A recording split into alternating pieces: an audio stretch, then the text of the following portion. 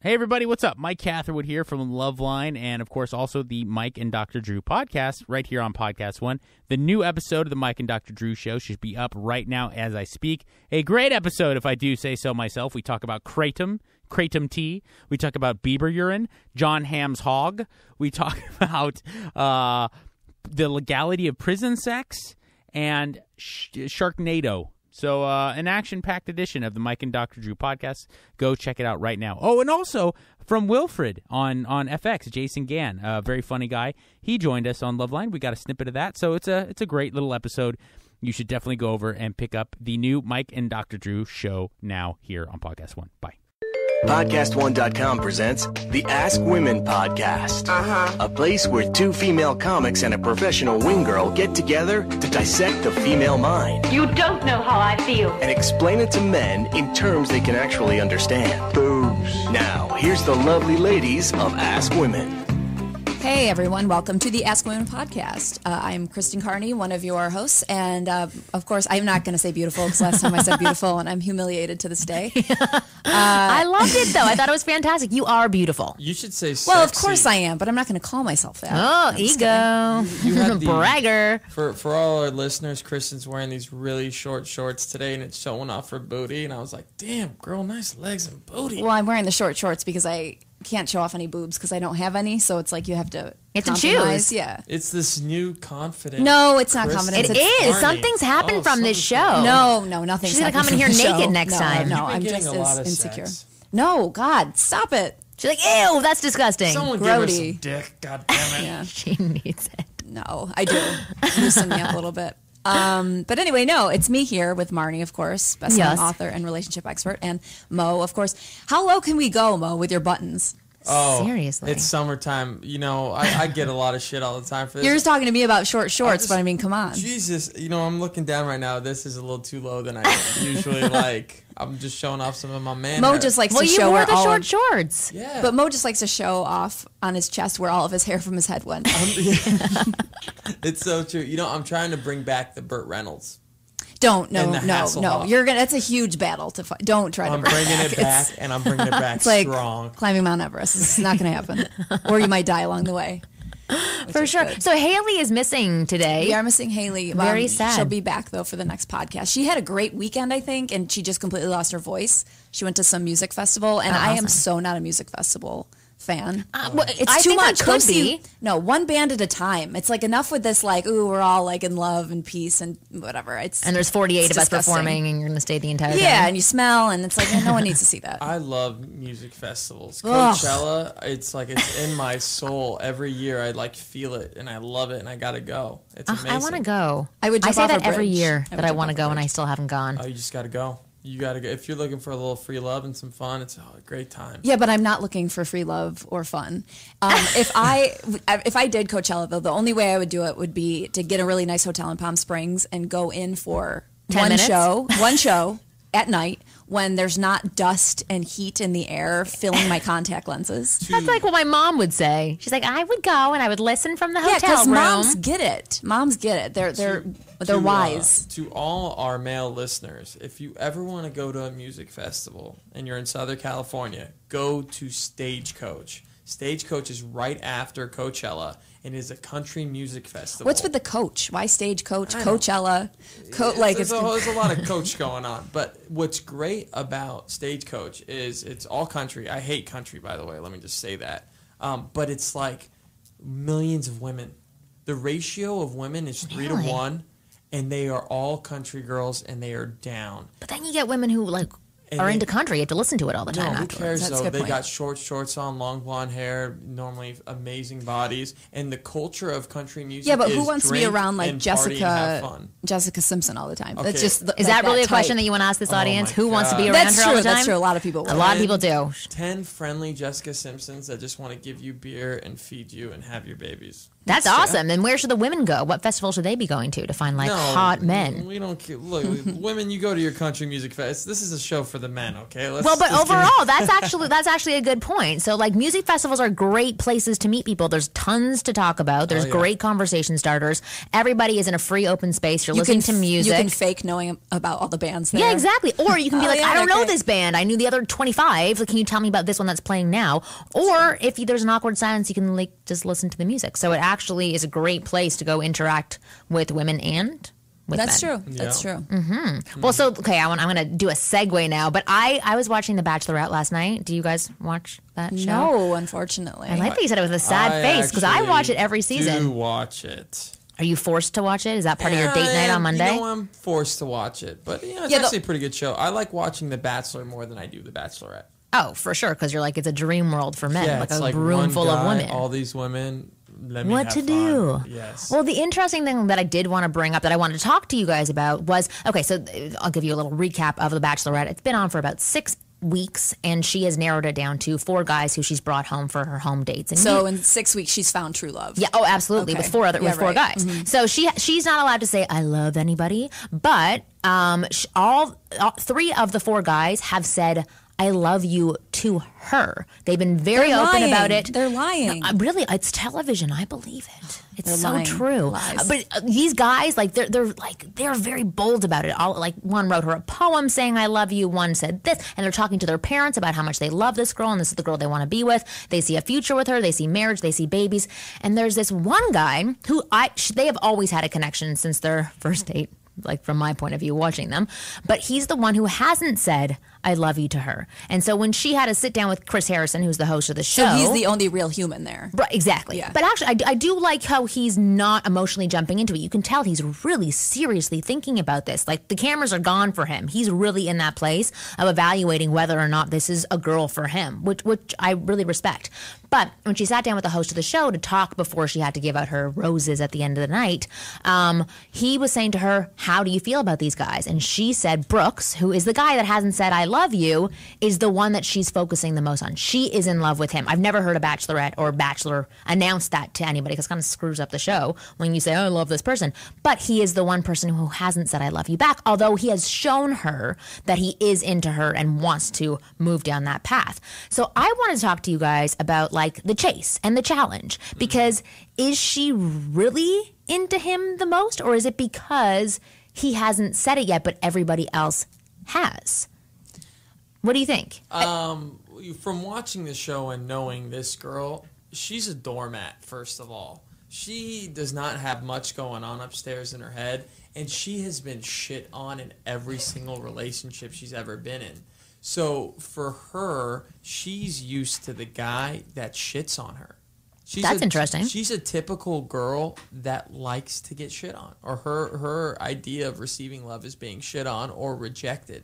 You've obviously watched the past episode, too, from Sean's series, because you know this. Yeah, and she's also on a reality show, so it just seems to go hand in hand. Yeah, it does seem to go hand in hand. She was dropped in the last one, and that was basically what hit it on the nose, too. But, look, for anyone in general, if you have 3 people that say, I love you, and you have the one person that says they don't, you're going to be interested in why does that person not love me? That's my challenge now. How am I going to turn that one person? What's problematic for her is if she saw her pattern in life, she would dump that guy and go for the guy who actually loves her. But on the other hand, I haven't seen the show at all. And I said unfortunately, and I have no idea why. I couldn't watch the show because it just seems so fake and so vapid. But on the other hand, she could actually like him. I can't use the word love and bachelorette in the same sentence. It's like a sin.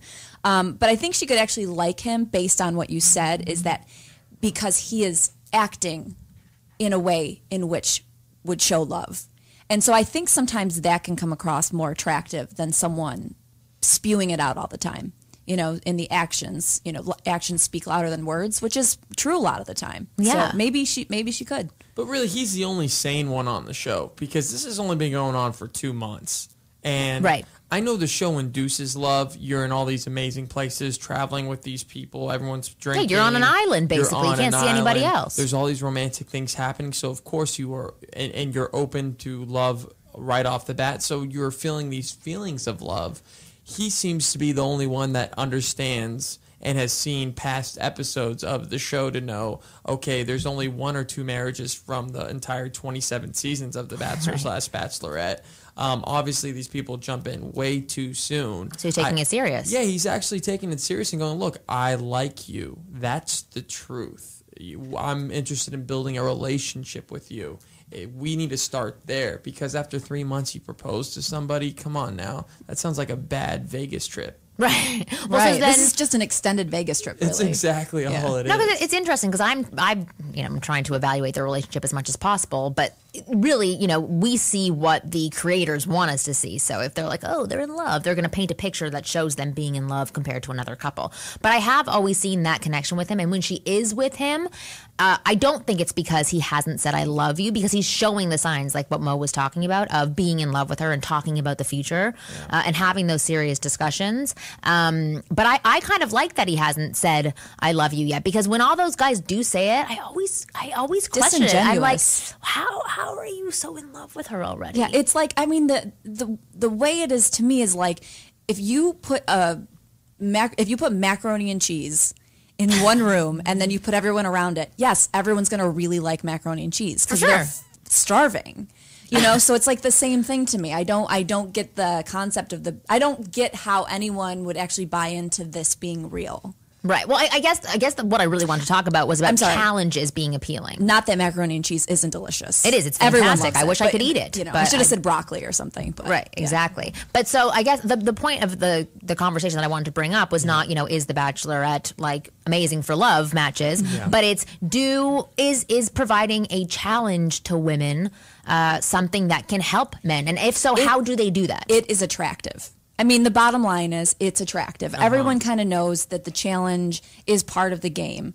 I think a good way to do that is to be very, very, very, very, I guess, warm and I guess, I don't know, warm to the girl, but also cool in your own way. Not cool as in like you're too cool for school, but cool as in you have other things going on. Yeah. Well, I always describe it to guys as like respect yourself first before you decide to get into a relationship. Like suddenly because this cute woman comes along, you don't throw 30 years of you out the window and focus completely on this new individual, texting her, emailing her, making sure she's attracted to you. It's remembering that you have a life before her, and you may have a life after her as well, or possibly with her. But it doesn't have to be a race to the finish line. It can go slowly. So like that balance I think that you just said is the challenge that is a healthy challenge that can still create extreme attraction with women is, give her a little bit and still respect your life, but be open and available when you are there. Right. But don't be there all the time. Don't text consistently, don't email, don't call.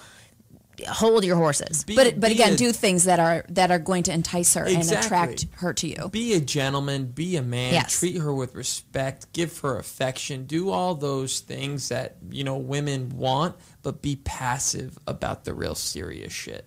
Like the relationship question. Be very passive about ever bringing that up. Be very passive about saying I love you. Like all these like serious benchmarks, don't ever push it on a relationship. Let her think about it. Yeah, take your time, too. Yeah, take your time. Let her think. Because, look, girls are thinking about this shit since day one. Okay? Right. And honestly, what's going to happen is, I guess, the guy at the beginning of the relationship is when he's basically going to have control. Yeah. And for the rest of the relationship, he's not. So he might as well enjoy it at the beginning. Enjoy your 3 months. Really. It's all downhill from there. And don't realize that the beginning of a relationship is when you have your man sexy.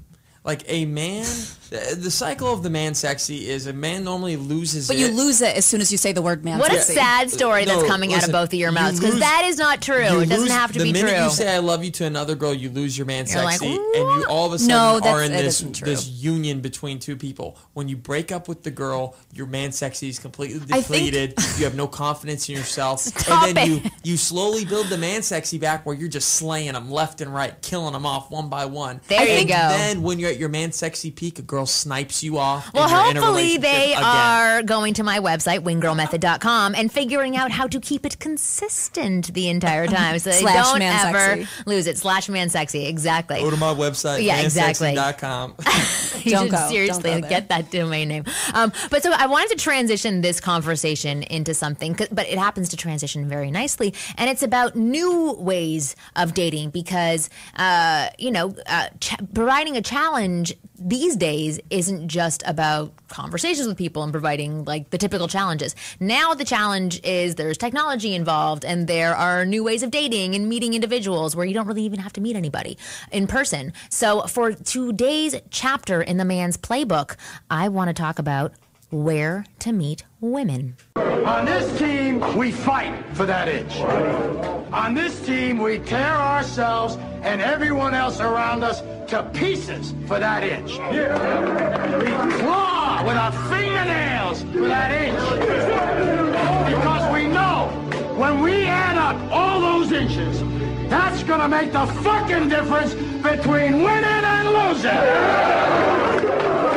All right, so for this chapter in the man's playbook, we have a special guest with us. Her name is Jessica. And actually, Jessica and I work together. She is one of my wing girls, but separate from being a wing girl for the Wing Girl Method, she is an amazing coach for men and for women. She is talented in marketing and split testing and all the stuff that I hate doing.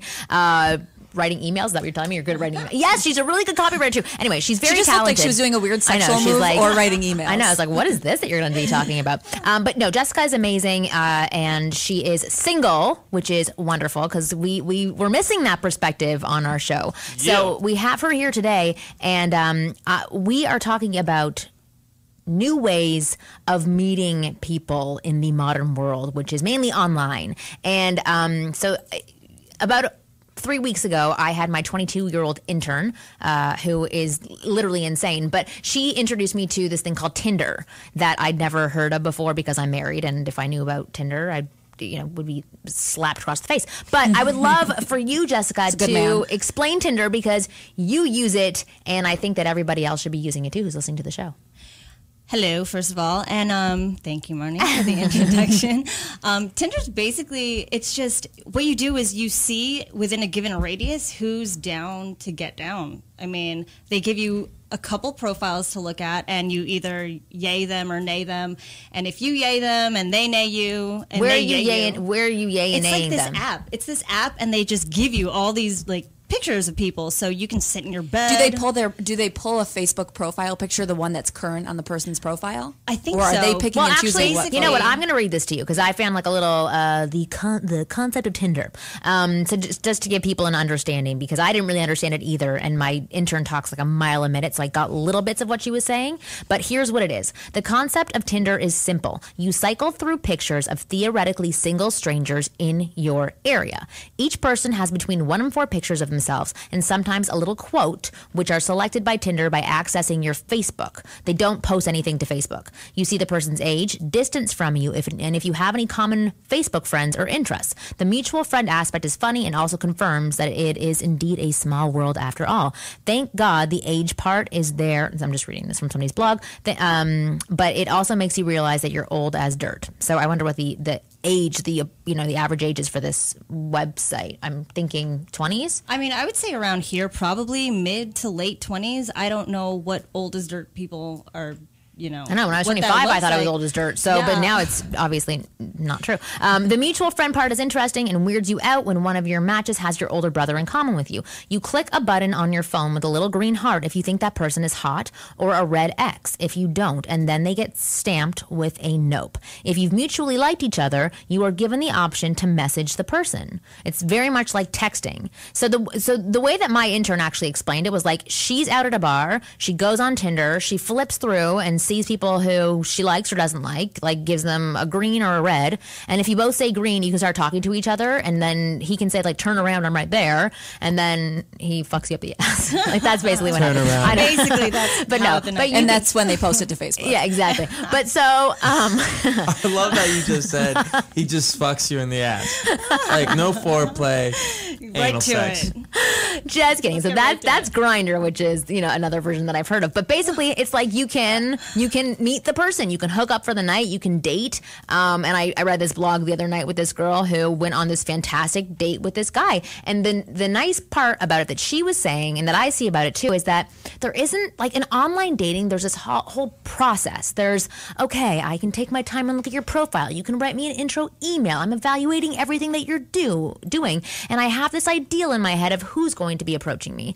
And I think that this eliminates it because it's much more instant. And sorry that I'm talking for so long, but I would love to hear Jessica's point of view on it. No, it is so instant. You can, like your intern was saying, you could sit at the bar and be like, okay, who's within a couple feet of me right now? Who's in this bar? Who's DTF? Who's down to meet someone right now? So it's instant gratification. You look on there and you're like, he's hot. There he is. Let me see if he'd be into me. And you just get the yes or no right on the spot. You don't have to do this whole song and dance of, let me read his profile and see if he likes hang gliding. Okay, I like to throw in the curveballs. What if her pictures or his pictures look really good, and then you see him in person, and you've already said yes to the pictures online? Then you have that awkward moment of then you go to the bathroom. You duck and run. Yeah. You duck and run. You're like, sorry, not into this. You're creepy. That's not me. You just run away. Tinder. What's Tinder? Exactly. What's Tinder, dude? I have a lot of friends who are on Tinder now and are guys that have had a lot of trouble meeting girls. Like one of my buddies, JD.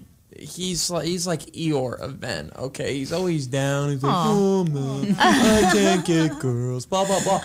And then now he's been on Tinder, and he is getting girls and slaying girls. And I saw him the other day. I'm like, I don't recognize you, man. You're completely different. What's going on? He's like, I've just been hooking up with this girl. He's like, it's just the STDs I've gotten. Yeah. But it's funny. Eating away at my skin. You know what? It's an instant confident booster because right away somebody's saying you're hot. It's like instant. You're like, all right. 4 people said I'm hot. Where are they? Right. I would think that right away that gives you the grr that you need to interact, and you can do it instantly. Mm-hmm. Whereas online, you see people look at you and then they don't write to you, and then you're thinking, oh, what are they thinking? And there's much more time to think of all other alternatives. This is much more instant. So this is one of the places that I think everybody who's listening, guys and girls, should be going on to. So are people actually, though, dating off of this, or are they more just DTFing? I know people who date off this. Is that a verb? DTFing, that I'm using it. But no, I know guys who date off of it, because Mo was saying guys just need the, yes, I'm into you. And it's like, whoa, she's into me. Let me take her out because, she said yes. I said yes. Let's just do it. There's no sifting through the profile. Yeah. He's a Gemini. I'm an Aries. There's nothing awkward about it. Yeah. He's not my criteria. Let's not bachelorette this bitch, okay? When you meet somebody, if there's a real connection that's deep and spiritual and beyond the physical, then there's going to be a serious relationship. Right. If it's just purely physical, then it's going to be like bang, bang. I know a lot of people that are just who are DTF, but then meet the person that they fall in love with and go, I wasn't looking for anybody, but I fell in love. Yeah. So it's just an app to meet people. You might bang them. You might fall in love. You might get married. There's going to be stories all over the board, but there's no post that says this is only for people who are serious, like eHarmony or whatever. It's go into this. Just meet people. You know what? Yeah. It is like being on The Bachelor or The Bachelorette. You literally have a room full of people to choose from. Yep. That is crazy. But shopping. But everywhere you go, there's a room of people to I know. choose everywhere from. you go. This is the most positive application on the interweb. I think it's fantastic. I think it's really good. Well, so what are some other places that are not your typical places of going to a bar or going to a club to meet other people in modern day? What are other ways that people are meeting people?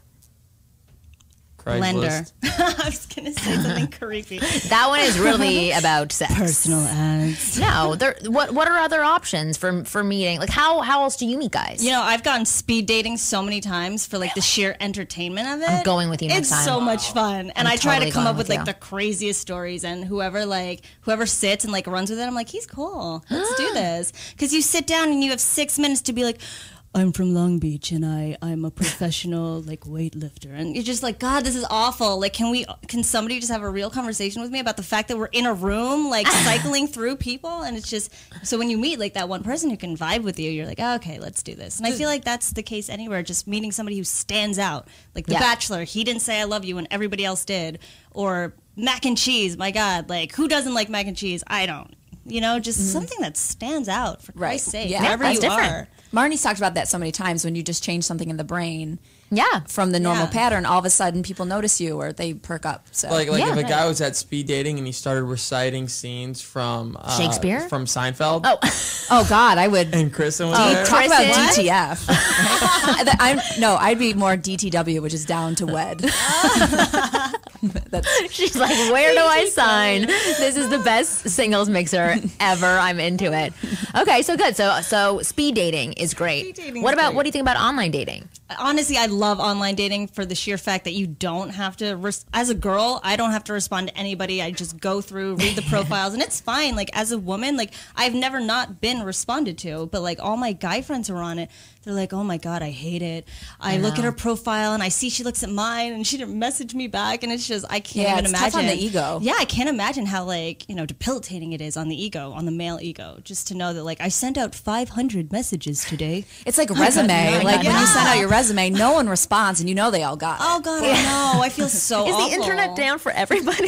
Look, guys need to understand it's a numbers game, okay? You can't take any of it personally. You send out 100, you get 10% out of the 100 you send, out of the 10 that come back. Good conversion rate, right? Great conversion rate. You might get in the sack with one of them. That 1 out of 100, hey, it's not bad. You do that every single day, you're gonna be banging like 30 times a week. 30 times, it's gonna be pretty good. Yeah, but if we're going based on statistics, that one that he got, like, just the worst statistics in the world, like, she's the crazy one. She's the crazy one. She's the crazy one. Okay, so we have online dating, we have mixers, we have speed dating, we have Tinder, we have Blender, we have... I've heard a little bit about, just from commercials, like, the Match.com has, like, cooking classes or whatever, stuff like that. They do that now. What, do people go to that? Is that a thing? Yeah. A lot of people that I work with go to because I tell them to go. So it's an event. It's an event held by your online dating company. Yeah, so it's basically just saying, here's all single people. We're all going to be cooking now, or here's all single people. We're all going to play baseball, or here's all it's just pulling together people who are single, so that you're not the only single person at an event hanging out with other people. And it's great because it gives people something else to have in common. Yeah, and it takes the pressure off. Well, you can select, like, see who's a shitty cook, and then, like, not date them because you're going to be cooking your own dinners. Yeah, exactly. Or you find the one person who's, like, super type A and just wants to do all the cooking, says don't fucking touch anything, and then you find the guy who's like, okay, you do it all, and that's you perfect. Do everything. It's a good mix for people.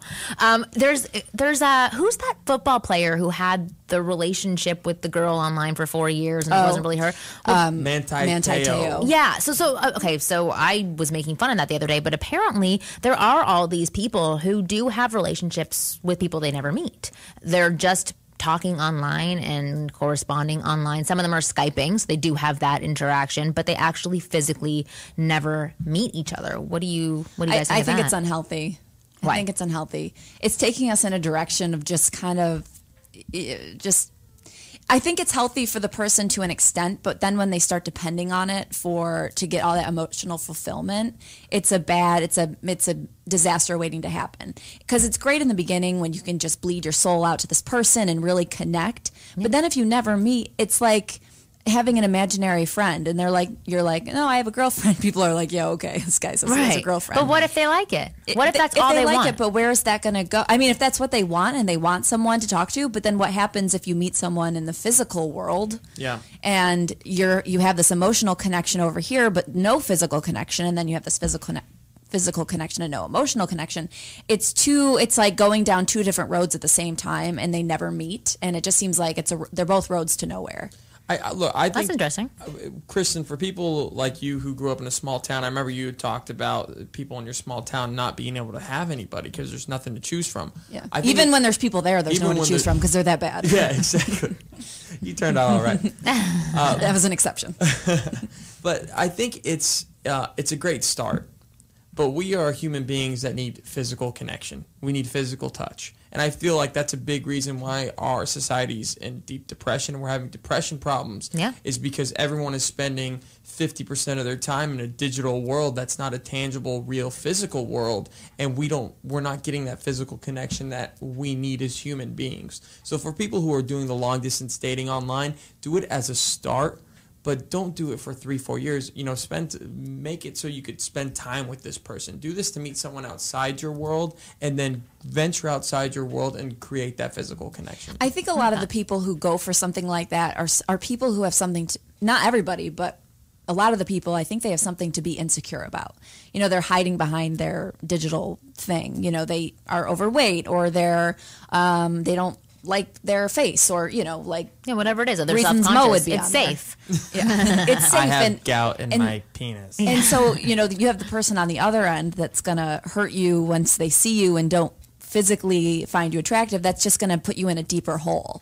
Like you thought you were ugly to begin with, then the person you loved sees you and thinks you're ugly. You're like, whoa, I really am ugly. That happened on Ally McBeal. Not that ugly really matters. People have mentioned this to us on Twitter or through email, and anyone can date anyone. It's what you see inside, and I don't want to get cheesy and whatnot, but looks, if you have a lot going on, looks is definitely not the first priority. But, I agree. I mean, in online dating, though, and something like Tinder, though, it would be the first thing that people would see. Yeah, I mean, it's the first thing. It's probably the only thing before you start talking. But I think being able to have an online relationship, it's really good at first if that's how you're communicating. Because so many people don't even communicate nowadays. But if you get to the point where that's all you're doing and you're like, where's the physical intimacy, then there's something, I don't know, I agree, where's the physical intimacy? Why aren't we doing it? Why can't we do it? Maybe these people can't even get to that point with people in their own area. Right. So I think people having long distance relationships, that's cool. I had a girlfriend who did it, but she said at the end of the day, I don't have my boyfriend in my bed with me. Mm-hmm. It's not going to work out. So right. It would only work out for me that way. Well, thank you for sharing. So for this chapter in the man's playbook, we talked about alternative places to meet people. So let's go over them. It is Tinder. Blender was one, if both of them if you're down DTF. But as Mo was saying, there are places just for options. It's instant options for you to see what's around you, and it definitely builds your confidence. So I think Tinder is awesome. Going to singles mixers, going to speed dating events, and going online. to things that you enjoy doing. If you enjoy skiing, have a friend go skiing and hang out in the lodge. Yeah, exactly. And talk to people. Go to places where there's people that you'll have interest in common with. I love it. Okay, well, thank you, Jessica. You're going to be back with us for the second half of the show, where we are going to analyze this. Attention former students. Nationwide Student Aid can now help consolidate your federal student loans into one lower monthly payment and potentially save you thousands. In many cases, we can lower your monthly payments in half or more. Nationwide Student Aid can help stop the harassing phone calls, stop the wage garnishments, and even stop the tax liens. Stop worrying. We can help. Call Nationwide Student Aid today for a free consultation at 866-598-6593. That's 866-598-6593. Or visit us online at nationwidestudentaid.com. You're listening to the Ask Women podcast, a Podcast One presentation. Boys have a penis, girls have a vagina. All right, welcome back. It is time for Analyze This, where we break down all of your situations, questions, any concern you have about a woman that you're interacting with or a man that you're interacting with. But actually, before we get started, Kristen has a quick announcement. It's a super amazing announcement. It's about a little survey we have going at Podcast One. So just to let you know, we do love hearing from you. So keep on sending your tweets and comments. We actually do read every one of them. And don't miss the chance to take our very important listener survey at podcast1.com. Your responses will help us to make the show the very best it can be. It'll only take about 3 minutes of your time, and you'll get the instant gratification that comes with knowing you helped us out. It's amazing. You can tell us how you really feel about the show and help us get to know you better. Do it now. I'm telling you, do it now. Take the survey. Do it. Do it. I have a gun to your head. It's at podcast1.com. That's podcastone.com. And keep those tweets coming and keep commenting. But before we get into that, I want you guys to go to podcastone.com and go to the Ask Women page. On the top of the page, you'll see an Amazon logo or banner, actually. Click on that banner, and it will take you right to Amazon.com where you can do all of your shopping. It's super convenient and easy. As we've mentioned a million times, Marni gets her toilet paper there. And and so if you guys do your shopping there and save your receipt, whoever spends the most money on Amazon.com and emails us their receipt to ask@askwomenpodcast.com will get a free coaching session with Marni. So go to her website and see her rates. So this is a pretty good deal, okay? So again, buy on Amazon, send us your receipt. You have to go through our banner though, however, to get this. So anyway, and then also if you guys live in the Los Angeles area, I will be at UCB, that's the Upright Citizens Brigade Theater, this Saturday, the 20th at, I believe the show's at 9, or no, it's at 8 o'clock. You'll see on the website, but it's the Hello Giggles show. And Hello Giggles is a website run by Zoe Deschanel. It's a storytelling show. It's really fun. It's $5. So go tell your friends, and there's cool bars and stuff next door. So go listen to a story, and they're funny stories, and then go get a drink. Yes, exactly. I love that. As she like kicks the microphone as she's talking. So let's get into Analyze This. And again, if you have any questions for us, if you're a guy, if you're a girl, there's been a lot of women writing to us recently, which I love. And I hope more women writing, because we are available to answer your questions. We've got Mo here. We've got the three of us, and we're going to give you our opinions. But write to ask@askwomenpodcast.com. And so I'm going to read the first question from Karen, who Karen was supposed to call in today, but our internet is down, so we cannot get live calls. So I apologize, Karen, if you've been calling in and getting a busy signal. But here's Karen's question. I've had both male and female friends tell me guys are intimidated by me, and my best friend actually told me that I scream confidence. Why are guys afraid to approach confident girls? Because you're screaming. She's just like yelling at everybody. That's like the nice way of saying you're a bitch, like, right? So, Mo, I want to hear what you have to say, because this is a good question. Look, guys have the same problem as well when they're a little too overconfident. Confident women can intimidate guys. It is a bit scary when a woman is too confident or a woman is too intelligent. Like some of those things, for a guy that's not sharp, for a guy who's not on his man sexy like our buddy Jason Capital, it could be tough for them because not every guy is quick with banter and could come back to counter perhaps what that confident woman says or that tough woman says, and that's, we just don't have. There's not a lot of strong. But aren't those guys that she shouldn't be dating then if they can't keep up with her? Probably, yeah. That's definitely the situation. So does that limit her pool of options? It does. Look, if you are a certain type of person and you're dead strong set on who you are, it's going to limit your pool across anyway. But if you're an open person who's really easygoing, then it's gonna open up your pool. So that's an interesting comment, because you said easygoing.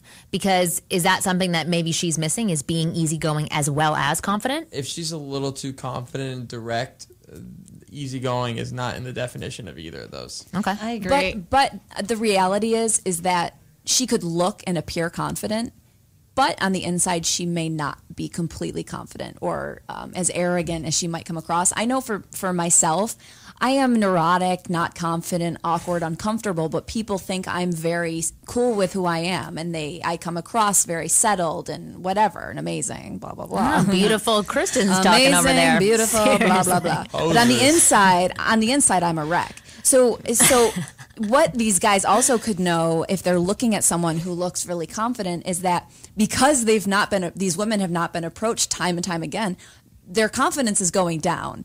So no one's for the most part, I don't believe anyone's as confident as they look. So someone's always going to have a human side. So I think you just take the risk and approach women. I think guys don't, because it is a risk. It's a big risk because it's your manhood on the line, And I think that's the number one reason why when women look warmer and sweeter and softer, they're always approached more. So I guess not to answer her question from the other door, basically coming in from the back door, but if she appears so confident, maybe she could take a look at herself and say, what am I doing that's not attracting guys to talk to me? Maybe I'm doing something that's scary or intimidating, and maybe there's something there.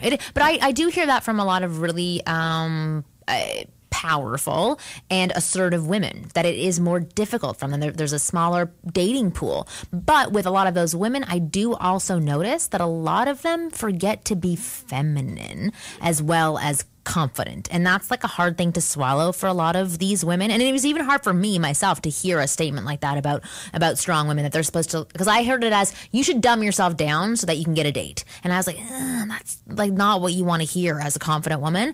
But there is a part of, like you said, Mo, being easygoing and open and playful. And Jessica, I would love to hear what you have to say. Yeah, I was going to say, if you're screaming confident, I bet you're really screaming, I'm too good for any of you guys in here, which I know a lot of my confident girlfriends walk around, they're like, none of these guys are approaching me. It's because I'm too confident and powerful. Like, if you're that confident, why don't you approach the men that you're interested in? Ooh. Why don't you talk to the guys that you see over there not approaching you? Exactly. And I think what comes with that is that, you know what, whatever, I'm too good for any of these guys. Like Kristen said, they're probably so used to not getting approached that fine, you scream confidence now because you need that's all you can to scream. Yeah, that's all you can scream. You can't scream, hey, somebody's talking to me. Nobody is. A key thing here for this woman, and men find this very attractive, and she's probably not showing any of it, is vulnerability.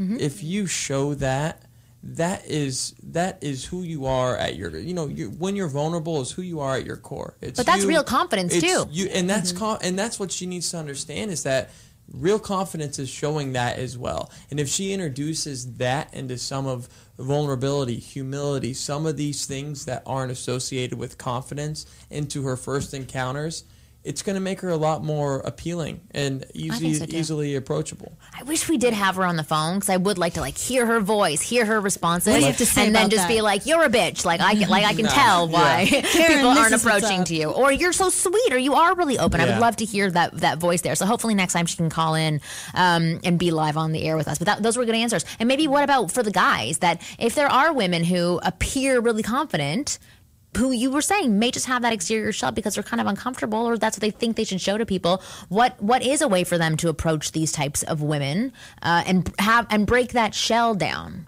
so that they can be vulnerable?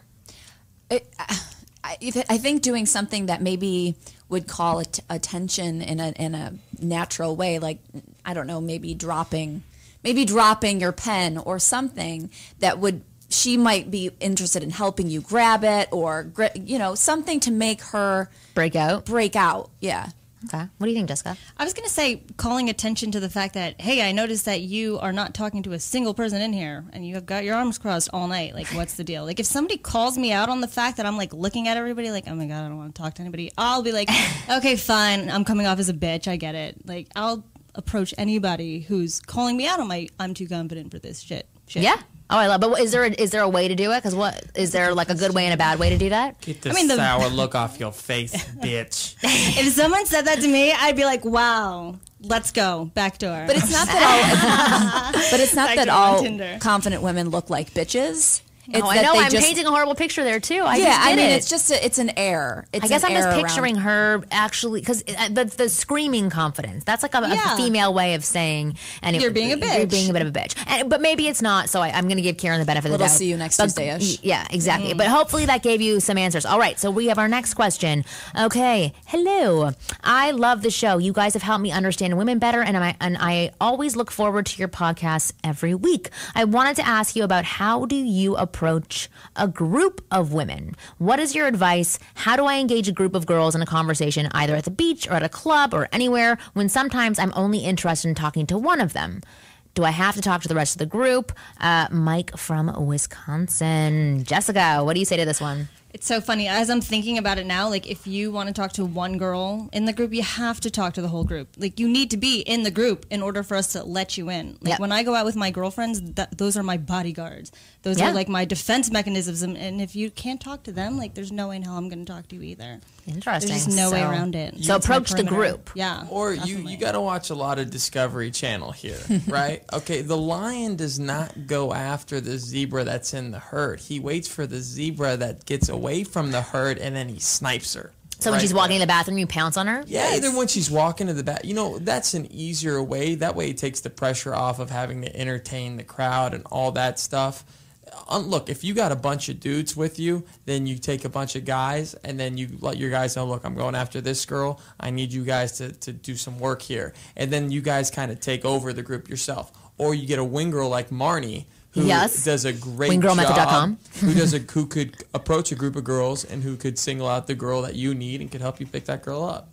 Good advice. So what if you don't, if you don't have time to wait for that perfect opportunity for when she does separate herself? If they are friends who are at the beach and they all go in pairs to go into the water and then come back and lie on their towels, what is the way to approach it? How do you approach a group of women? By talking to the entire group. That's the only way I can see it happening. Like, if you want to talk to me, you're going to need to get me out of my group. Like Mo said, I love that the zebra separated from the pack. But you have to be the one separating. Yeah, I'm never separating from my girlfriends when I'm out with them. So then how long does he have to talk to the group, and how long till he separates you, and how does he separate you? I'm thinking about like him talking to the entire group. Like, if you need to make my girlfriends laugh, you need to make them comfortable, and if I see you doing that, my defenses are now down as well. Yeah, don't single out the girl that you want to talk to right off the get-go. Super awkward. Let it be a blanket statement for everybody. Like, the girls have no idea who you're interested in, because the girlfriends have so much influence on their friend, and honestly, it's a little bit just a little hard to swallow if you're not the girl he's interested in. So if you just walk right up through 5 girls and, one has like acne and freckles and whatever, and you go to like the girl that's typically always approached, the friends are going to be annoyed because one, it's hurts their feelings to an extent. Yeah.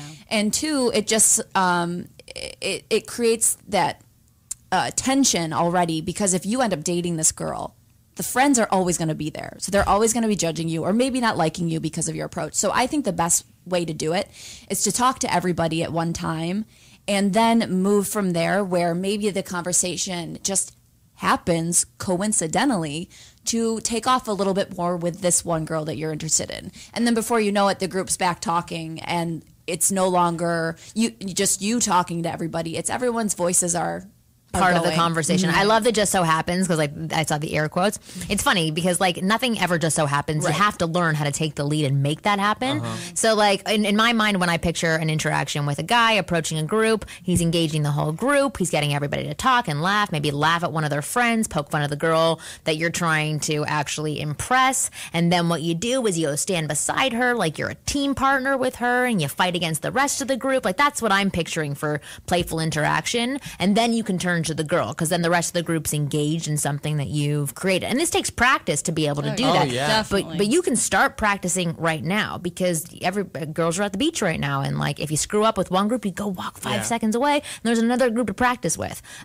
So that's what I'm picturing in terms of approaching the group. And when we had Jason on, Jason was great. Capital, he gave some great advice. Yeah, he was awesome. Jason Go out with hunters, okay? Don't go, when you want to approach a group of girls, do it with hunters, guys that are out there looking for women as well. Because if you do it with your buddy who's been married for so long and he's got no game, he's really not going to end up doing any kind of fun. He's talking about crocheting with the girls or something. Yeah, exactly. So at the end of the day, you got to have some guts and you got to have some balls. And, for sure. And the only way you're going to get better at it is by doing it. No guts, no glory hole. Yeah.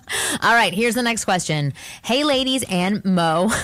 What's up? Been following the podcast. Oh, God, it's so small, this font. Been following the podcast since its inception, and I'm absolutely loving the dynamic that goes on between you all. I wish it was on more than just once a week, since I feel I've learned so much already.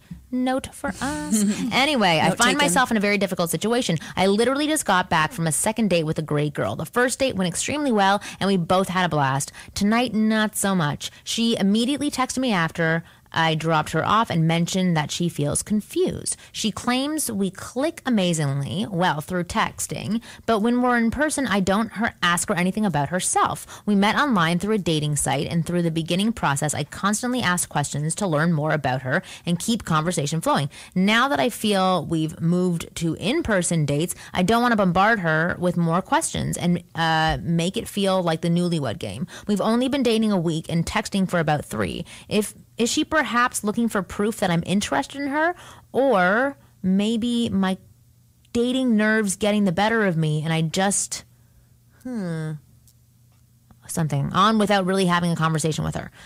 Also, if you can maybe elaborate on how you all view the world of online dating sometime, which we kind of did, but that's, Christian was saying before, we have to do a full episode on it. Okay, so sorry that I blubbered up that email, but basically he's saying, okay, she said to him, She's confused because you're not asking me enough questions while we're on the date. So what is she really saying to him? Yeah, it's so hard when we don't have the full picture.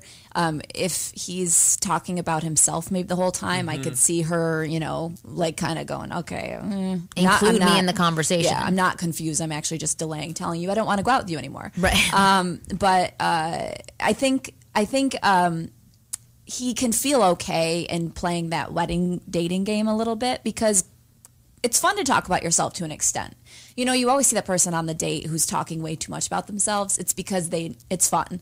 Yeah. So I think initiating more questions with her is totally fine. You want to get to know her because I guarantee through the emails you've exchanged and text messages, it has not gone deep enough to actually know her. Right. So ask the questions. And look, women love to talk. Women love to talk about themselves. No, we don't. They like to talk about shit with their girlfriends. Podcasts. You need to be asking a lot of questions. You need to not be talking about yourself but by actually, if you want to seem interesting, don't be the one who's talking and boasting about what's so interesting about you. Let her talk. Let her be the one who's always, sharing about herself, giving her opinions about things, asking her why. Women love why because they love to talk about shit forever. And then she's going to look back and be like, oh, my God, he's the most interesting guy I've ever met. He hasn't even said a word, but that's just how that works out. But also when he's asking her questions and she's giving answers, he can find answers about himself within her answers so can start a dialogue. Yeah. For sure. Yeah, I don't think it's so much like ask me question after question. I think it's more so if you're going to talk about yourself, why don't you ask about me too? Like if you're going to tell a story, why don't we connect on it instead of it being like a monologue. Like I don't like going on dates where it's like, where are you from? How are you and your brother? No, like, it's boring. Yeah, don't interrogate me. But if you're going to talk about yourself, talk about you and then ask and about then open me. it up. Yeah, exactly. Open it up. Let me talk about me too. As well. That's how you get to know each other. And also, as you're doing these beginning dates, don't do dates that are so focused on me and you having to entertain each other the entire time. Right. Like do dates where you're doing fun things, like you're riding bikes on the boardwalk or you're doing something physically active. Because when you're doing these dates, all you have to do is talk and talk and talk the whole time. It's like so much pressure to come up with content to talk about. Yeah. And not everyone's a chatty Cathy. Especially if they're texting already for weeks on end. What do you need to talk for? Like, go out and do something. Go have an experience with each other. Yeah. Well, I'll tell this.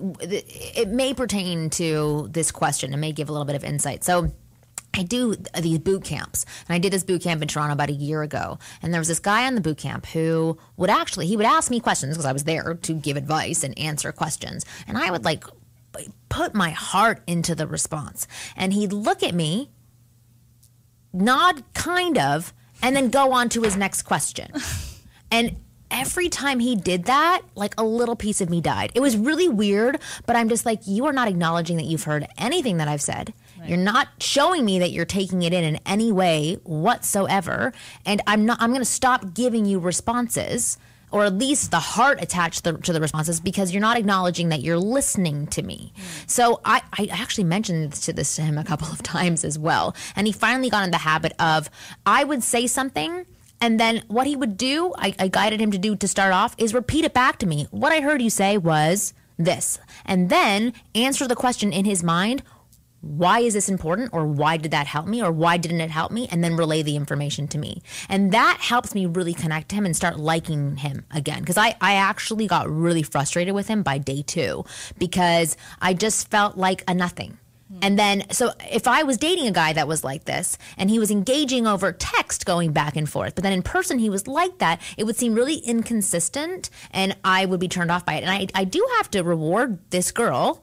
Again, I don't know who she is, and maybe she's just high maintenance, or I don't know. But she put it out there very soon saying, here's what I'm noticing, that you're not consistent, and I would like you to ask me more questions. And she said it in a polite way, which I think is amazing. It means that she did that. Likes you. Exactly. She likes you, and she does see that there is something there. So do yourself a favor. Don't talk yourself out of getting laid. Just shut your mouth, nod, say why, get her going, and let her do most of the talking. Perfect. And that was from Tom from Philly. I have a question here. Oh, yes, I forgot about your question. I got an email here from AO. We're going to keep her anonymous here. But here's a woman. A-OK. A woman about a guy. Okay, here's Love the it. backstory. So she used to date this guy in high school, but she lost interest in him because he was a little bit sensitive and was too attached, and she wasn't ready for that kind of mature relationship at the time. Okay. He was her teacher. Exactly. But they kept in touch while they were in college. They were both in serious relationships. You know, timing wasn't ever right, but they kept this friendship going. Well, now he's back in L.A., she's back in L.A., they're both single. They went out for a few drinks, and after they started talking to each other, they're both like, well, we're both single, we're all on the prowl. Let's kind of help each other out with getting other girls. What she noticed the last time that she went out with him is that she was actually really attracted to him. And now she has feelings for this guy, and she wants to try and figure out, how could we be now more than friends now that we're both single and I see you in this different light? What exactly should she do? Because she doesn't want to jump into a relationship with him, but she's down for the in-between with this guy. Okay. So she's down to date him, practically. Or Basically. more than And have fun with him. Sounds like she's down for having fun with a friend. Right. So why not just say that? Like, he probably feels the same exact way. Like, why not just be like, hey, you know, we were friends and now I'm helping you get other girls, but hell, I want to be that girl that you're trying to get again. Something like that. Yeah, I mean, that's Like, why there's put it so out many there. romantic comedies and things written in this exact format. Right. It gives you dialogue so you can say this to Right. somebody else. I did this with one of my guy friends, but I didn't have an interest in dating him. I just wanted to sleep with him. So I remember bringing it up, and I remember saying, like, have you ever had a friend with benefits? And he said, no, not really. And I said, what do you want one? And he's like, yeah. I'm like, okay, cool. Can we start now? Like, because I'd never done that before, and I was very nervous saying it, but I did say it. But he was somebody that I could also say it to. It doesn't sound like they have such a good, like a big friendship built up. But honestly, you kind of got to just say something. But what would be maybe a more subtle way that she could hint this to him? Just kiss him? Well, yeah, look, they're already drinking and going out. Right. So they're like kind of commenting on other people together, which is something that you recommend people to do, is they team up together and they start commenting on their surroundings. So that's what they're doing. They're building that relationship already. Another thing she said is she's a bit shy and she's not the one to make the first move. Right. So how could she let this guy know without making the first? I think this is a good. For me personally, I am shy. I think, and I in high school, had a crush on whatever guy, and this was kind of when Instant Messenger was big, AOL. AIM. Yeah, woo. We started an online thing, and we were friends before that, but it was easier for me, and it wasn't like I went and said, hey, I really like you, I have a crush on you, but we just struck up conversation, and then it grew from there. So I think this could be a situation where in text or in email, she's probably in communication with him all the time. Yeah. Maybe that's how she could slip something in, because it gives you more time. You can script it out beforehand. You can. So I don't know. That's softly flirting. Yeah. That's coming from someone who's shy. If this guy had hooked up with her before and he was interested before, he's definitely going to be interested again. You don't really lose interest over girls that you used to like, physically at least. I think where it's scary is how this might end up. Because I know you might like the guy and you guys could be friends with benefits and hooking up, but that, let's be honest, that never works out. Right. Like, how often, like this guy that you were having just a friends with benefits thing, are you guys really close after, or it ruins the friendship that you We once actually had? were. Well, now he lives in London, so it's a little bit different, but we actually were. Oh, but it ended up being really weird because he's gay now? No, but it was really interesting because he is in London. I thought I could totally have a friends with benefits situation, but there was something like in my brain that literally switched once we had sex, where I was like, I'm supposed to like him now, and he's supposed to like me. And then, like, I remember he came over to my house once and he was acting more boyfriending, and I was like, ew, what's going on? And then when he didn't act like that, I wanted him to. It was very confusing. So I remember, like, 2 weeks later, after we had started this, we were in the library. I was sitting at one table and he was sitting at another one, and I went up to his table and I said, can we just go back to being friends? I'm getting too confused by this and I don't want anything from you, but let's just go back. He's like, okay. I was like, all right, well, it's done. And then we were honestly total friends afterwards. It was okay. But I know that for a lot of people, it doesn't work out because one person starts to develop feelings, the other person maybe doesn't.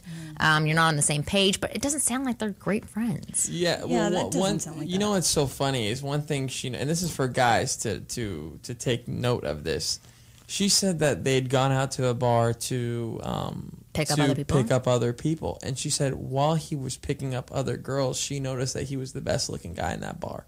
That's interesting. Women find men who are getting girls or getting other girls' attention. The basis for the wing girl method. Hello. Yeah. Also, I think another thing for her is to maybe wait it out a couple weeks because she could lose that attraction. She could see him in the wrong lighting the next time, and some girl's not interested in him, and all of a sudden she's like, "Wait a second, this guy."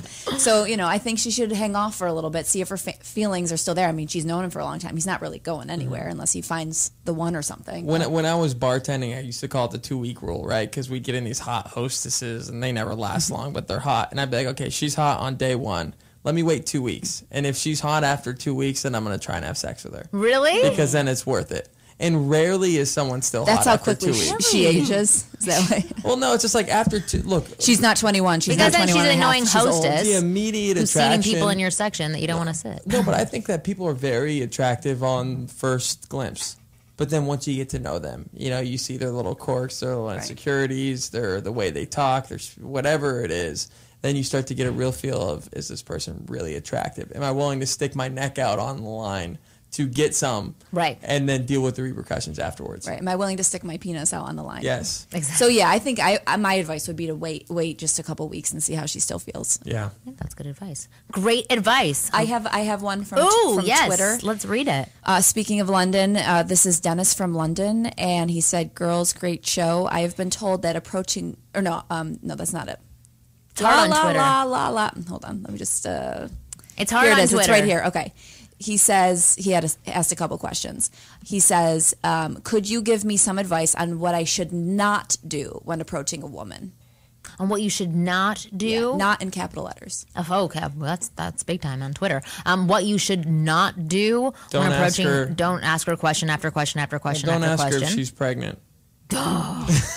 Yeah, that's a big no. I can't believe anyone would ever do that anyway. Like, if you're pregnant, there's no way I'm talking to you because you're just going to be annoying and talk about being pregnant. So I don't know why people talk to pregnant people. I have learned not to say that. Like, even if you were about to bust, I'm not going to say. If they say I'm pregnant, I'm like, oh, you are? Like, I don't. Weird. I just stay away from it. Okay, there's a big laundry list of don't and a big no-nos. I would say let's go around the room and say things, like one thing each that is a no-no to do.